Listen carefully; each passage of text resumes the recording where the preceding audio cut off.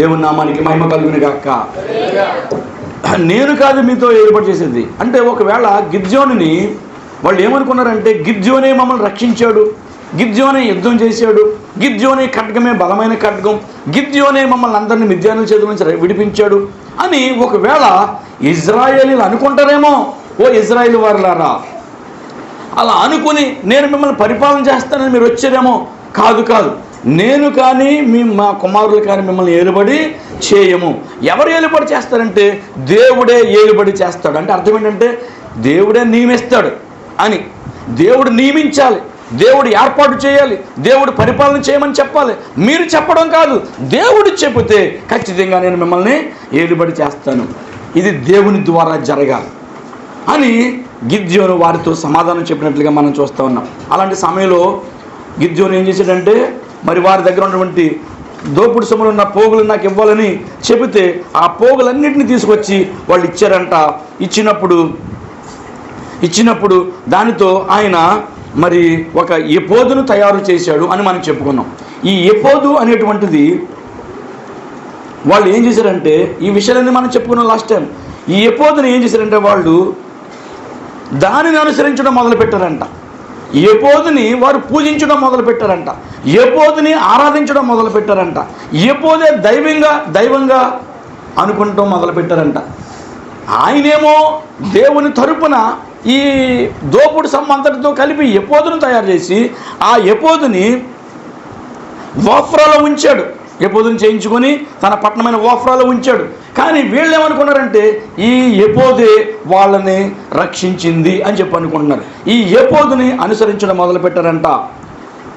ఏమండి, చాలాసార్లు ఈ రోజున మనం కూడా మన జీవితాల్లో కూడా ఒక తయారు చేసుకుని ఒక ఎపోదుని పెట్టుకుంటాం. తయారు చేసుకున్నటువంటి దేవుడు అన్నమాట దాని అర్థం. నీ సొంతంగా నువ్వు తయారు చేసుకున్న దేవుడు అన్నమాట. దేవుడిని ఎవరైనా తయారు చేసుకోగలరండి? బంగారంతో కానీ, వెండితో కానీ, మట్టితో కానీ, లేకపోతే రాగితో కానీ, లేకపోతే ఇత్తడితో కానీ, ఏమండి, లేకపోతే చెట్టు మొద్దులతో కానీ ఎవరైనా సరే దేవుడిని తయారు చేయగలరా? ఎవరు తయారు చేయలేరు. కానీ మన జీవితాలలో మనం తయారు చేసుకుంటామంట. లోకానుసారులు వేరు, పని లోకం వదిలిపెట్టండి. మరి క్రైస్తవులుగా ఉన్నటువంటి మనం కూడా ఎపోదును తయారు చేసుకున్నామంట. ఇజ్రాయేలీలుగా ఉన్నటువంటి వీరు ఎపోదును తయారు చేసుకోవచ్చా? తయారు చేయబడింది. ఎందుకంటే ఇదిగో మిద్యానీయుల చేతుల నుంచి దేవుడు మమ్మల్ని విడిపించాడు, దీనికి సూచనగా, దీనికి గుర్తుగా ఇదిగో ఈ ఎపోదు ఉన్నది. ఈ దోపుడు సొమ్మంతా ఎవరు అనుభవించకుండా ఇది ఒక గుర్తు, సింబల్ అన్నమాట. దేవుడు మమ్మలను ఒక గొప్ప విజయాన్ని మాకు అనుగ్రహించాడు. ఎవరి చేతిలో నుంచి? మిద్యానీయుల చేతిలో నుంచి మమ్మల్ని విడిపించాడు అని ఒక గుర్తుగా దానిని ఎపోదును పెట్టారంట. కానీ వీళ్ళందరూ కూడా ఏం చేశారంటే, ఇజ్రాయేల్ అందరూ కూడా ఎపోదును పూజించడం మొదలుపెట్టారంట, దానిని అనుసరించడం మొదలుపెట్టారంట. ఏమండి, అది దేవుడు ఏం చెప్తున్నాడంటే అది విగ్రహారాధన అని చెప్తున్నాడు. ఈ రోజున క్రైస్తవులైనటువంటి మనం కూడా, మన దగ్గర కూడా చాలా ఎపోదులు ఉన్నాయి. ఎపోదు ఎందుకంటే, ఎపోదు అంటే ఏంటంటే సిలువ అనే ఒక గుర్తు. సిలువ అనేటువంటి సింబల్. ఎందుకు సింబల్ అంటే మన ప్రభు అయిన యేసుక్రీస్తు రక్షకుడిగా మనం రక్షించినటువంటి విధానాన్ని, ఆ సిలువలో ఆయన పడినటువంటి శ్రమ ఏదైతే ఉందో ఆ శ్రమను గుర్తు చేసుకోవడానికి ఒక సింబల్ మాత్రమే, అది ఒక సూచన మాత్రమే. కానీ ఆ సూచనగా ఉన్నటువంటి ఆ దానికి ఓ పెద్ద డెకరేషను, దేనికి? సిలువకి, ఆ ఎపోదికి. దానికి ఒక దండం, దానికి కొబ్బరికాయలు, దానికి అగరొత్తులు, దానికి అరటిపళ్ళు, దానికి పూజ. దానిని మన మనసులో పెట్టుకోవడం, దాన్ని ముద్దు పెట్టుకోవడం. దేన్ని? చాలామంది లాభంగానే సిలువ గుర్తు తీసుకుని ఇలా ముద్దు పెట్టుకుంటారు. దానికి ముద్దు పెట్టుకోవడం, దానిని అనుసరించడం, దానికి ఎక్కువ విలువ ఇవ్వడం, అది కేవలం సింబల్ మాత్రమే. అది ఒక గుర్తు, ఒక చిహ్నం అన్నమాట. మన ప్రభు అయిన యేసుక్రీస్తు ఇదిగో ఆయన సిలువలో మరణించాడు. నా నిమిత్తము, నా పాపముల నిమిత్తము ఆయన శ్రమ పడ్డాడు, నా పాపముల నిమిత్తం ఆయన గాయపరచబడ్డాడు, నా పాపముల నిమిత్తం ఆయన దెబ్బలు కొట్టబడ్డాడు. ఇదిగో సిలువ మీద ఆయన వేలాడబడ్డాడు. ఆయన 2 చేతులు, ఆయన పాదాలు మేకులకు దిగగొట్టబడ్డాయి. నా పాపముల నిమిత్తము ఆయన ఇదిగో ఆకాశానికి భూమికి మధ్యలో వేలాడబడ్డాడు. వేలాడబడ్డాడు అంటే అర్థం ఏంటంటే 3 మేకుల మీద ఆయన వేలాడబడ్డాడు అని నువ్వు ఆయన్ని గుర్తు చేసుకోవడానికి ఒక చిహ్నముగా ఉంది అది. కానీ చాలామంది ఆ చిహ్నాన్ని ఏం చేస్తారంటే దానిని చాలా హైలైట్ చేస్తుంటారు. దాన్ని నువ్వు హైలైట్ చేయడం కాదు, దాని లోపల ఉన్న మర్మం ఏదైతే ఉందో, దాని లోపల ఉన్న శక్తి ఏదైతే ఉందో నీవు దానిని అనుసరించాలి, క్రీస్తుని అనుసరించాలి. చాలామంది బైబిల్ గ్రంథాన్ని ఎఫోదులా పెట్టుకుంటుంటారు, దీన్ని పూజిస్తూ ఉంటారు. దీన్ని పూజించడం అంటే అర్థం ఏంటంటే కొత్తగా ఇల్లు కట్టుకున్నారనుకోండి, కొత్త బైబిల్ ఆ గూట్లో పెట్టాలి. అది ఆ గూట్లోనే ఉంటుంది, చెదబడిపోయి దాంట్లోనే ఉంటుంది. నేను అనేది పెట్టకూడదని కాదు, పెట్టండి. కానీ దానిని మీరు అనుసరించవలసిన అవసరం, దాంట్లో ఉన్న వాక్యాన్ని మీరు చదవాలి, ఆ వాక్యాన్ని అనుసరించాలి, ఆ వాక్యం ప్రకారంగా జీవించాలి. ఆ బైబిల్ ఆ ఇంట్లో పెట్టినంత మాత్రంలో ఏమండి నీకు దీవెన ఏమి రాదు, నీకు ఆశీర్వాదం ఏమి రాదు, సైతాన్లు ఏమి పావు, నీ ఇంట్లో ముందే వచ్చి కూర్చుంటాయి, దెయ్యాలు ముందే వచ్చి కూర్చుంటాయి. ఏమండి బైబిల్ ఉంటే దెయ్యం రాదని అనుకోకండి, దెయ్యం వచ్చి కూర్చుంటుంది. వాక్యం నీ లోపల ఉండాలి. నీ దగ్గరికి వాక్యం ఉన్నప్పుడు, నీ లోపల ప్రార్థన ఉన్నప్పుడు, నీ లోపల భక్తి ఉన్నప్పుడు ఏ అపవాది నీ లోపలికే రాడు. బైబిల్ చేత్తో పట్టుకుని వెళ్తున్నాను అనంత మాత్రం దెయ్యం పోతుంది అనుకున్నారు కనుక అదేం పోదు. నీ ముందు నీ కూడా తిరుగుతుంది, బైబిల్ పట్టుకున్నావు కనుక నీ కూడా తిరుగుతుంది వెనకాల. వీడు బైబిల్ పట్టుకున్నప్పుడు ఈ నెలలాగా పడగొట్టాలని నీ వెనకాల తిరుగుతూ ఉంటుంది అది. అందుకని బైబిల్ పట్టుకోవద్దని చెప్పట్లేదు, అర్థమవుతుందని చెప్పింది. అలాగని నాకు కూడా వచ్చేదేమో దెయ్యం అని నువ్వు భయపడవలసిన, అసలు దెయ్యానికి సైతానికి నువ్వు భయపడవలసిన పనే లేదు. ఎందుకనంటే నీవు దేవుని యొక్క వాక్యాన్ని నువ్వు కలిగి ఉన్నావు. దేవుని యొక్క వాక్యము నీ హృదయంలో ఉన్నది, నీ హృదయంలోనూ నీ నోట దేవుని యొక్క వాక్యము ఉన్నది కనుక నువ్వు దేనికి భయపడవలసిన పని లేదు. చాలామంది రోజున సింబలిక్ అనమాట.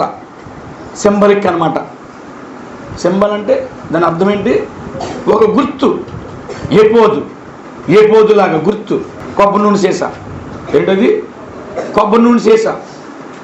ఆ కొబ్బరి నూనె సీసా దానికి ఎంత విలువ అంటే బాబు ప్రార్థన ఉన్నది, దాన్ని ముట్టుకోక ఏమున్నది? ప్రార్థన ఉన్నది. అక్కడ పెట్టాడు ప్రార్థనని. ఇదేంటి? నువ్వే ఉన్నావు కదా అక్కడ మురుకులని. ఇది కేవలం ప్రార్థన చేయించుకున్నావు.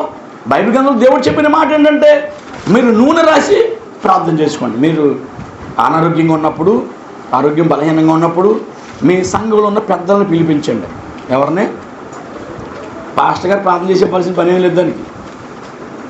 ఇదొక బిజినెస్. ఏంటి అర్థమవుతుందా? సంఘ పెద్దలను పిలిపించుకొని చక్కగా ప్రార్థన చేసుకుని అది నూనె రాసుకోండి. నూనె రాయటం ఏంటంటే అరే ఇదిగో నేను ప్రార్థన చేసుకున్నాను, దేవుడిచ్చిన మాట ప్రకారంగా ఈ నూనె రాసుకున్నాను, ఈ నూనె నేను రాసుకున్నాను, దేవుడి మాట ప్రకారంగా ఈ ట్యాబ్లెట్ ఇచ్చారు, ఈ ట్యాబ్లెట్ నేను వేసుకున్నాను. దేవుడు నా మీద చెయ్యి చాపాడు, నా మీద చెయ్యి వేసాడు ఆయన. దేవా నీకు వందనాలు నాయన. అర్థమైందమ్మా? అంతేకాని చేతులను పూజించడం కాదు. ఆయన హస్తం వేసాడు, ఆయన శంఖం పెట్టాడు, అదేంటంటారు దాన్ని, ఇది కాదు. చాలామంది ఎఫోదుని అనుసరించేటువంటి వాళ్ళు చాలామంది ఉన్నారు. ఎఫోదును అనుసరిస్తే బైబిల్ గ్రంథంలో ఏమని రాయబడిందండి అక్కడ? కావున ఇశ్రాయేలు అందరూ అక్కడికి పోయి దానిని అనుసరించి వ్యభిచారులైరి, అది గిద్యోనుకును అతని ఇంటి వారికి ఉరిగా ఉండెను అని ఉంది. ఒక ఎగ్జాంపుల్ ఏంటంటే, ఉదాహరణ ఏంటంటే, అమ్మ మంచి వంటకం తయారు చేసింది. అమ్మ ఏం చేసింది? మంచి వంట తయారు చేసింది. వంట తయారు చేసిన అమ్మ లోపలే ఉంది. భోజనం కంచం ఉంది, కంచంలో భోజనం ఉంది. ఆ కంచం పక్కనే అమ్మ ఫోటో పెట్టావు. ఏ ఫోటో పెట్టావు? అమ్మ ఫోటో పెట్టావు. అమ్మ వరే తయారు అమ్మ అని ఈ ఫోటో సొత్తా దీనికి పూజ చేస్తాను. దేనికి? ప్లేట్కి. ఆ ప్లేట్ పక్కనే కొబ్బరికాయలు, ఈ ప్లేట్ పక్కనే అరటిపళ్ళు, ఈ ప్లేట్ పక్కనే అగరొత్తులు ఎన్ని పెట్టావు, అన్ని పెట్టావు అనుకోండి. అమ్మ ఇంట్లోనే ఉంది, అమ్మకి థ్యాంక్స్ చెప్పాలి. అమ్మ చాలా బాగుంది, చాలా రుచిగా ఉండవు. అమ్మ భోజనం ఏం చేయాలి? తినాలి. భోజనాన్ని తినాలి, అమ్మకి ఏం చేయాలి? థ్యాంక్స్ చెప్పాలి. ఈ రోజున మనం ఏం చేస్తున్నామంటే అమ్మ ఉండగా అమ్మ ధరించిన చీరలో, అమ్మ ధరించిన ఏ వస్తువులు వీటిని పెట్టుకుని మనం అమ్మ అని వాటిని పూజ చేస్తూ ఉన్నాం, వాటిని ఆరాధిస్తూ ఉన్నాం. దేవుడు ఉన్నాడు, ఆయన వాక్యం ఉంది, ఆయన వాక్యాన్ని విడిచిపెట్టి ఏమండి నువ్వు దేనిని అనుసరించవలసిన పని లేదు. నువ్వు దేవుని యొక్క వాక్యాన్ని అనుసరించాలి, నువ్వు దేవుని యొక్క సన్నిధిని అనుసరించాలి, దేవుని మాటను అనుసరించాలి, ఆయన కట్టడలను, ఆయన యొక్క శాసనములను, ఆయన ఆజ్ఞలను నువ్వేం చేయాలి? అనుసరించాలి. అంతేకాని ఏ పోజులను పట్టుకోవటం కాదు. ఈ పోజు అంటే దాని అర్థం ఏంటంటే వస్తువులు అన్నమాట, తయారు చేయించుకున్నాయన్నమాట, నీ సొంతంగా ఏర్పాటు చేసుకున్నాయన్నమాట. చాలామంది తమ సొంతంగా ఏర్పాటు చేసుకుంటుంటారు. చాలామంది తమ సొంతంగా చర్చిలను కూడా ఏర్పాటు చేసుకుంటున్నారు. ఎవరిల్లు వాళ్ళకే చర్చి, ఇంకెక్కడికి వెళ్ళవలసిన పని లేదు, సంఘానికి వెళ్ళవలసిన పని లేదు, వాళ్ళకి సేవకుడితో పని లేదు. వాళ్ళ ఇల్లే వాళ్ళ సంఘం, ఏమండి అదే వాళ్ళకి చెప్పొద్దు.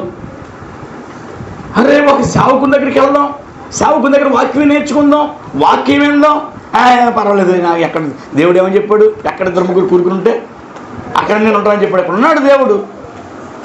చాలామంది టీవీల ముందు కూర్చుంటారు ఈ మధ్యకాలంలో. సమాజంగా కూడటం మానవద్దు అని దేవుడు చెప్తుంటే సమాజాన్ని మానేసేటువంటి వాళ్ళు చాలామంది ఉన్నారు.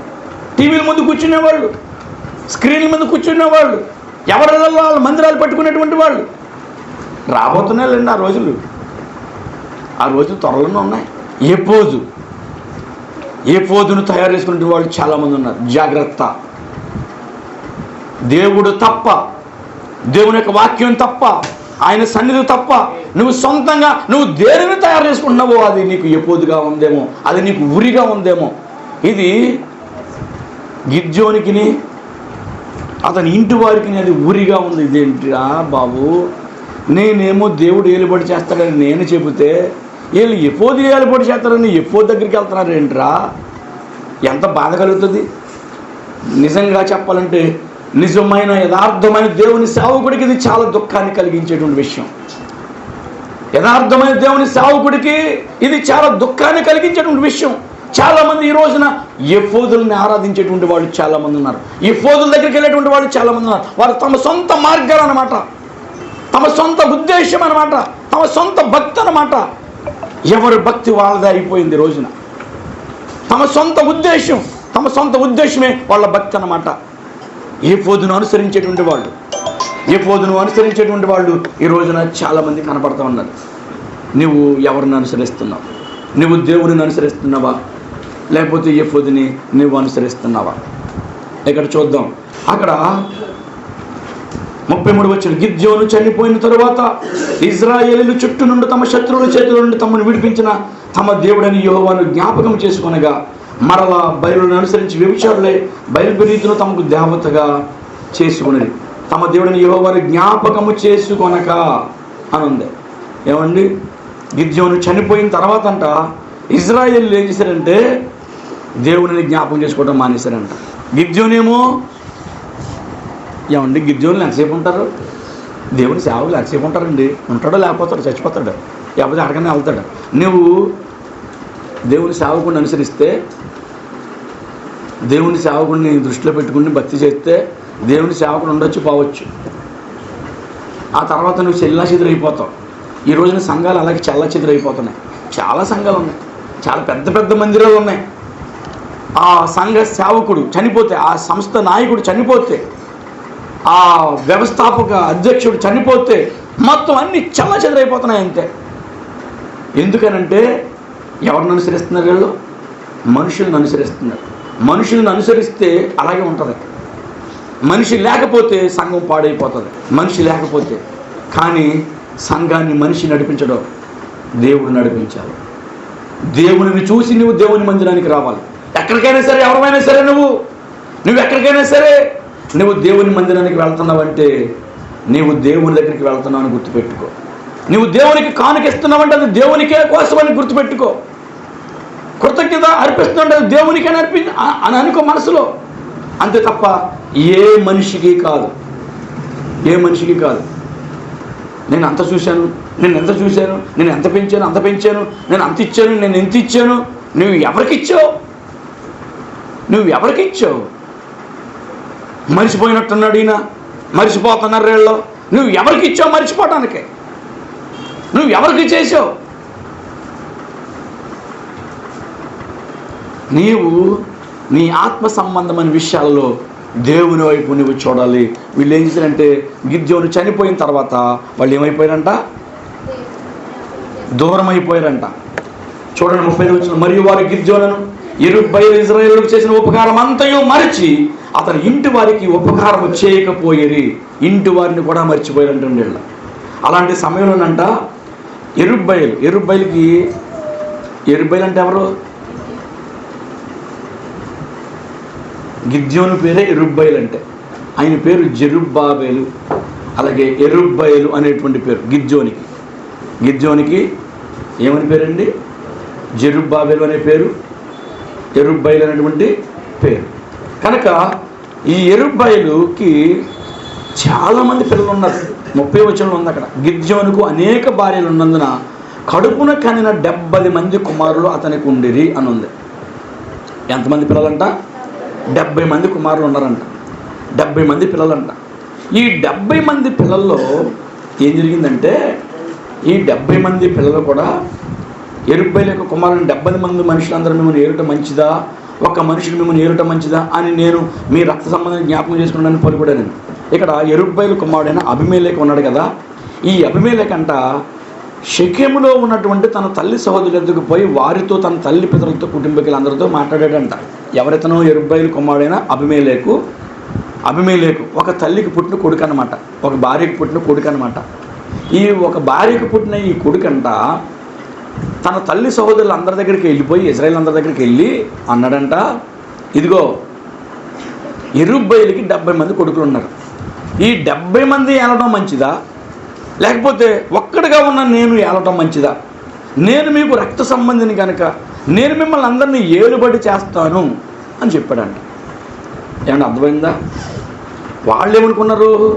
నెమ్మదిగా వాళ్ళ మాటలు కలిపి వాళ్ళందరినీ కూడా అబీమెలెకు యొక్క హృదయం ఎక్కడ చూడండి 33వ వచనం, అదే 9వ అధ్యాయం 3వ వచనంలో, అతని తల్లి సహోదరులు అతని గూర్చి షెకెము యజమానులు విన్నట్లు ఈ మాటలన్నీ చెప్పగా వారు ఇతడు మన సహోదరుడు అనుకొని తమ హృదయము అబీమెలెకు తట్టు త్రిప్పుకొనిది. ఏమండి విన్నారా? ఏం చేశారంట? అబీమెలెకు తట్టు తిప్పుకున్నాడంట. మొత్తం ఇశ్రాయేలు అందరూ నేను ఇతను కూడా యెరుబ్బయలు కుమారుడే కదా అని చెప్పి అనుకుని అతను తట్టు తిరిగాడంట. తిరిగిన తర్వాత 4వ వచనంలో, అప్పుడు వారు బయలుపెరిగితి గుడిలో నుండి 70 తులముల వెండి తెచ్చి అతనికి ఇయ్యగా వాటితో అబీమెలెకు అల్లరి జనమును కూలికి పెట్టుకొనెను. వారు అతని వశమున ఉండిరి. తరువాత అతడు ఒప్రాలనున్న తన తండ్రి ఇంటికి పోయి యెరుబ్బయలు కుమారులను తన సహోదరులైన ఆ 70 మంది మనుషులను ఒక్క రాతి మీద చంపెను. ఏం చేశాడంటండి ఈ అబీమెలెకు? ఏం చేశాడంట? మొత్తం ఇశ్రాయేలు అందరూ అండ చూసుకుని చాలామంది అల్లరి జనాన్ని ఏమండి వెండి తెచ్చి అతనికి ఇచ్చి కూలికి పెట్టుకుని, అల్లరి జనాన్ని అందరూ కూలికి పెట్టుకుని ఏం చేశాడంటే వాళ్ళ వశంలో పెట్టుకున్నాడంటే వీళ్ళందరినీ వశంలో పెట్టుకుని వెళ్ళి ఈ యెరుబ్బయలు అంటే గిద్యోను యొక్క కుమారుడు 70 మందిని చంపేశాడంట, రాతి మీద చంపేశాడంట. అయితే దీంట్లో యెరుబ్బయలు చిన్న కుమారుడైన యోతాము మాత్రమే దాగి ఉండి తప్పించుకొనెను. యోతాము అనేటువంటి వ్యక్తి ఒక కుమారుడంట, అతను తప్పించుకున్నాడంట. అది తరువాత షెకెము యజమానులందరూ మిల్లో ఇంటి వారందరూ కూడవచ్చి షెకెములోని మస్త వృక్షము క్రింద దండుపాలెమున అబీమెలెకును రాజుగా నియమించిరి. అది యోతాముకు తెలియబడినప్పుడు అతడు పోయి గెరిజీము కొండ కప్పున నిలిచి ఎలుగెత్తి వారిని పిలిచి వారితో ఇట్లా నేను ఇక్కడ చూడండి ఈ 9వ అధ్యాయంలో ఎంతవరకు మీరు అర్థం చేసుకోండి. నేను ఇక్కడ ఆపుతాను. రేపు బుధవారం నుంచి ఈ చక్కగా దేవుని యొక్క వాక్యాన్ని సమయాన్ని అనుకూలంగా మనం ఇది క్రమంగా మనం చెప్పుకుని వెళ్దాం. ఇక్కడ ఇంతవరకు మీకు అర్థమై ఉంటుంది. గిద్యోను ఏమండి గిద్యోను దగ్గరికి వచ్చారు వీళ్ళందరూ, ఇశ్రాయేలు అందరూ. ఇదిగో మీరు మీ 70 మంది కూడా మమ్మల్ని ఏలుబడి చెయ్యండి అని చెప్పి అడిగారు. అలా అడిగితే అప్పుడు ఈ గిద్యోను ఏం చెప్పాడంటే, నాయన నేను కాదు, మేము కాదు మిమ్మల్ని ఏలుబడి చేసేది, యెహోవానే మిమ్మల్ని ఏలుబడి చేస్తాడు, ఆయన మాట మీరు వినండి అని చెప్పి వారు చెప్పినప్పుడు చెప్పారు. చెప్పిన తర్వాత గిద్యోను ఏం చేశాడంటే, మరి వాళ్ళ దగ్గర ఉన్నటువంటి చంద్రహారాలు, కర్ణభూషాలు, లేకపోతే వాళ్ళ చెవు పోగులు ఇవన్నీ తీసుకుని రమ్మన్నప్పుడు దోపుడు సొమ్ము అంతా తీసుకొని వచ్చారంట. ఆ దోపుడు సొమ్ముతో ఎపోదును తయారు చేయించాడంట. ఎపోదును తయారు చేయించి పెడితే ఇజ్రాయేల్ అందరూ కూడా ఎపోదును అనుసరించడం మొదలుపెట్టారంట. దేవుని దృష్టిలో వాళ్ళందరూ వ్యభిచారం చేసినటువంటి వాళ్ళు, కీడు చేసినటువంటి వాళ్ళుగా ఉన్నారంట. అయినప్పటికీ కూడా గిద్యోను వాళ్ళందరినీ కూడా సమావేశపరిచి ఇజ్రాయేల్ అందరిని కూడా ఒక మాట మీద తీసుకొచ్చాడంట. ఎంతో దుఃఖం కలిగినప్పటికీ కూడా దేవుని మాటను వినిపించేటట్లుగా వాళ్ళకి చేశాడంట. సుమారుగా మరి ఆ గిద్యోను యొక్క సమయంలో 40 సంవత్సరాల దేశం అంతా కూడా నిమ్మళంగా ఉందంట, ఎంతో ప్రశాంతంగా ఉందంట. ఎన్ని సంవత్సరాలు? 40 సంవత్సరాలు గిద్యోను ఉండగా. అంటే గిద్యోను ఏలుబడి చేశాడా? కాదు, దేవుడే ఏలుబడి చేశాడు. ఎవరి ద్వారా ఏలుబడి చేశాడు? గిద్యోను ద్వారా. అర్థమైందండి? నేను మిమ్మల్ని ఏలుబడి చేయటం ఏంటయ్యా అని అనలేదు. అంటే దాని అర్థం ఏంటి అని అంటే, నేను కాదు, నా తరపున ఉన్నటువంటి దేవుడు మిమ్మల్ని ఏలుబడి చేస్తాడు, నేను రాజుని కాదు, దేవుడే మీకు రాజుగా ఉండి ఏలుబడి చేస్తాడని దేవుని మాట ప్రకారంగా ఇజ్రాయేల్ అందరినీ కూడా నడిపించినప్పుడు ఇజ్రాయేల్ దేశం ఎన్ని సంవత్సరాలు నిమ్మలంగా ఉంది? 40 సంవత్సరాలు నిమ్మలంగా ఉంది. వాళ్ళు చేసిన పొరపాట్లు ఏంటంటే, వాళ్ళు ఎపోదును అనుసరించారంట, దేవుడి దృష్టికి యోగ్యంగా లేరంట చాలామంది. అయితే ఉన్నటువంటి వాళ్ళందరూ కూడా దేవుని యొక్క బాటలో ఉన్నారు కనుక 40 సంవత్సరాల దేశం అంతా నిమ్మలంగా ఉందంట. ఇలాంటి సమయంలో గిద్యోను ఎప్పుడైతే చనిపోయాడో, గిద్యోను చనిపోయిన తర్వాత ఇజ్రాయేల్ ప్రజలందరూ కూడా దారి తప్పిపోయారంట. వాళ్ళు మళ్ళా లోకంలో పడిపోయారంట. మరి లోకానుసారంగా జీవించడం మొదలుపెట్టారంట. లోకంలో ఎలాగైతే ఆరాధన చేస్తారో, లోకంలో ఎలాగైతే జీవిస్తుంటారో లోకానుసారంగా జీవించడం మొదలుపెట్టారంట. అలాంటి మొదలుపెట్టినటువంటి సమయంలో ఒక కొడుకు ఉన్నాడు, యెరుబ్బయలు యొక్క కొడుకు. ఎవరికి? ఒక తల్లి సహోదరుడికి పుట్టినటువంటి అబీమెలెకు అనేటువంటి వాడు. ఈ అబీమెలెకు అనేటువంటి వాడు ఏం చేశాడంటే, మరి ఇశ్రాయేలు అందరి దగ్గరికి వెళ్ళి, ఇదిగో గిద్యోనికి మా అన్నదమ్ములు మొత్తం 70 మంది ఉన్నారు, 70 మంది ఏలుబడి చేయడం మంచిదా, లేకపోతే నేను ఒక్కడిని ఏలుబడి చేయడం మంచిదా అని వాళ్ళందరికీ కూడా డబ్బులు ఇచ్చి, లంచాలు ఇచ్చి, మరి అల్లరి జనాన్ని కూడబెట్టుకుని అందరినీ పోగేసుకుని ఒక దగ్గరికి తీసుకొచ్చాడంట. దగ్గరికి తీసుకొచ్చి అతను ఏం చేశాడు, ఈ 70 మంది కుమారులను కూడా, ఈ గిద్యోనుకు ఉన్నటువంటి 70 మంది కుమారులను కూడా ఈ అల్లరి మోకం దగ్గర పెట్టుకుని ఒకే రోజు ఒకే రాత్రి మీద ఈ 70 మంది పిల్లలను కూడా చంపేశాడంట. అలాంటి సమయంలో చంపేటువంటి సమయంలో మరి చిన్న కుమారుడు అయినటువంటి యోతాము అనేటువంటి ఈ వ్యక్తి మాత్రమే దాక్కున్నాడంట. అతను మాత్రమే దాగాడంట, దాగి ఉండి తప్పించుకున్నాడంట. ఆ తప్పించుకున్న వ్యక్తి మరి ఇజ్రాయేల్ అందరికి కూడా కొన్ని విషయాలు మాట్లాడతాడు. ఆ విషయాలన్నింటినీ కూడా మనం చెప్పుకుందాం. దేవుని నామానికి మహిమ కలుగును గాక. హల్లెలూయా. మోకరించి ప్రార్థన చేసుకుందాం.